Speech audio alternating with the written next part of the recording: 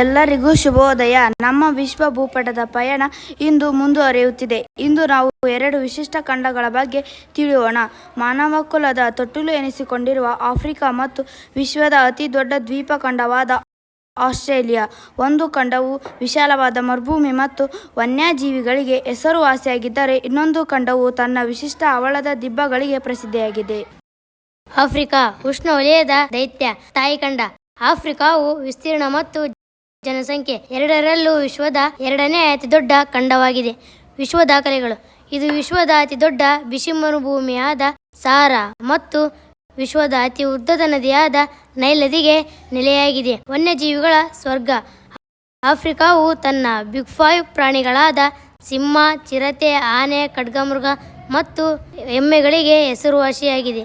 ವೈವಿಧ್ಯತೆ. ಆಫ್ರಿಕಾದಲ್ಲಿ 54 ದೇಶಗಳಿದ್ದು ಸಾವಿರಾರು ಭಾಷೆಗಳು ಮತ್ತು ವಿಭಿನ್ನ ಸಂಸ್ಕೃತಿಗಳಿವೆ. ಆಸ್ಟ್ರೇಲಿಯಾ ಕೆಳಗಿರುವ ನಾಡು. ಅತಿ ಚಿಕ್ಕ ಖಂಡ.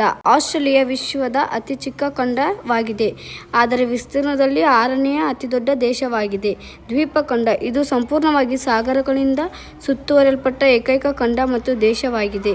ವಿಶಿಷ್ಟ ಪ್ರಾಣಿಗಳು. ಇಲ್ಲಿ ಮಾತ್ರ ಕಂಡುಬರುವ ವಿಶಿಷ್ಟ ಪ್ರಾಣಿಗಳಾದ ಕಾಂಗಾರು, ಕೋಲಾ ಮತ್ತು ಪ್ಲಾಟಿಪಸ್ ಇಲ್ಲಿವೆ. Great barrier reef. ಇದು ವಿಶ್ವದ ಅತಿದೊಡ್ಡ ಹವಳದಿಬ್ಬದ ವ್ಯವಸ್ಥೆಯನ್ನು ಹೊಂದಿದೆ. ಇದನ್ನು ಬಾಹ್ಯಾಕಾಶದಿಂದಲೂ ನೋಡಬಹುದು.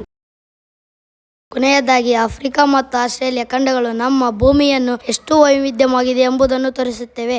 ಆಫ್ರಿಕಾದ ಪ್ರಾಚೀನ ಪಿರಮಿಡ್ಗಳಿಂದ ಹಿಡಿದು ಆಸ್ಟ್ರೇಲಿಯಾದ ಆಧುನಿಕ ನಗರಗಳು ಮತ್ತು ವನ್ಯಜೀವಿಗಳವರೆಗೆ ಪ್ರತಿ ಖಂಡಕ್ಕೂ ತನ್ನದೇ ಆದ ಕಥೆ ಇದೆ.